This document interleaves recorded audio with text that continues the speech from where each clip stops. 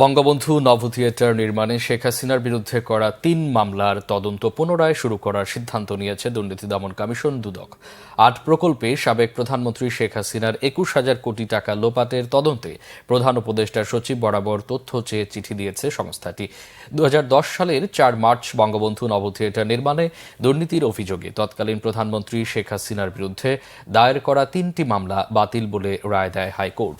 শেখ হাসিনার রিট আবেদনে বিচারপতি এইচ.এম.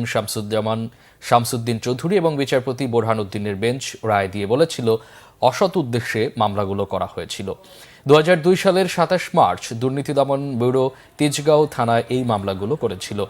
বঙ্গবন্ধু নভ থিয়েটার নির্মাণে প্রকল্পের পরামর্শকের ব্যয় বৃদ্ধি, ভবন নির্মাণের ব্যয় বৃদ্ধি ও কর্মকর্তা কর্মচারীদের ব্যয় বৃদ্ধির অভিযোগে মামলা ৩টি করা হয়েছিল। এদিকে ৮ প্রকল্পে শেখ হাসিনার ২১,০০০ কোটি টাকা লোপাটের তদন্তে তথ্য পেতে প্রধান উপদেষ্টার দপ্তরে চিঠি দিয়েছে দুদক।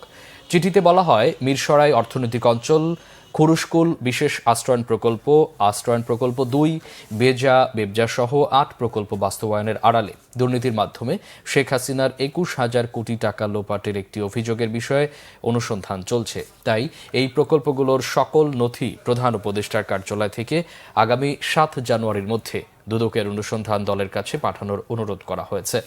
এদিন পদ্মা সেতু দুর্নীতি ষড়যন্ত্র মামলা পুনরায় তদন্তের সিদ্ধান্ত নিয়েছে দুর্নীতি দমন কমিশন।